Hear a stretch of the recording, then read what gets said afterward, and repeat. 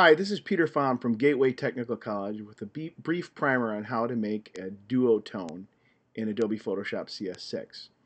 Duotones are popular commercial methods employed to make a black and white image look very rich. An example of it is the Peter Gabriel album cover So from the 1980s. And another great cover that many people remember if you love his music or hate it is Kenny G. So duotones actually are black and white images that have the addition of an additional plate color on press. That, by definition, means that you're going to have a black plate on press and one other custom color. And oftentimes those colors are spec'd in Pantone, although they can be any kind of pre-mixed color ink. So to start out, you need to have a black and white photo. This photo was originally shot in color, and it was converted to black and white using the channel mixer for this particular image. There are many methods to convert an image to black and white, and you should view the video on converting images to black and white before embarking on doing a duotone. So to do our duotone, we want to make sure that in Photoshop we go underneath the image menu to mode. And inside the mode, I can check and see that this image is in fact a grayscale black and white photo. What we want to do is make a duotone. Now, if it is not a grayscale image, duotone will be grayed out. So you have to be sure that you are working with a grayscale black and white image before you select duotone. Inside the duotone field, we can set what type of multi-tone image we want.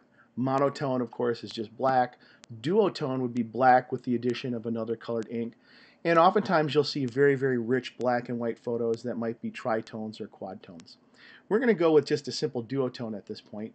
And you'll notice here we have a black ink plate represented and a curve that shows input and output levels of the image, and it's a direct sort of a proportion curve. For the second ink, I'm going to try a couple different things. First, we're going to try something that is somewhat warm. So I'm going to try a orangish color. And you see the effect on the image is to give it somewhat of a sepia tone effect.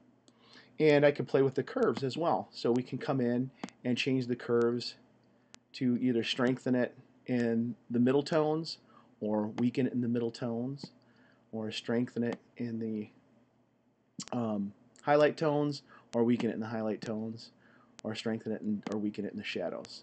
So the curves allow you to sort of fine-tune or adjust the way in which the ink behaves.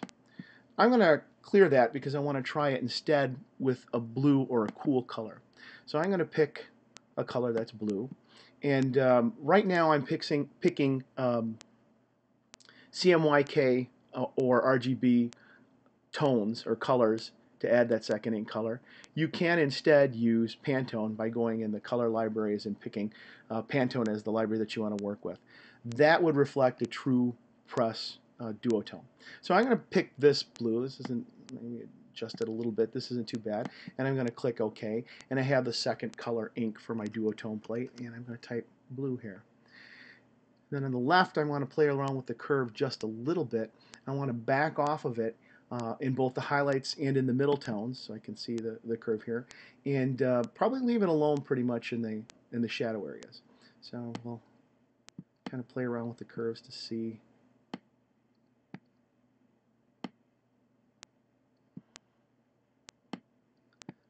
The effect that I like, sort of a sloping curve there.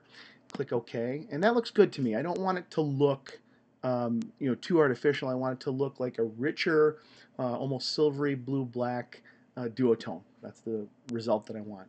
So I'm going to click OK, and you can see the result of that image. Now this needs to be saved as a Photoshop EPS file to work correctly, and when we do send it to Classroom color printer, we're getting an approximation of the finished product since we aren't using the actual two ink plates to create this image. But the process for creating at least a simulated duotone with correct sort of press setup is what we've just done.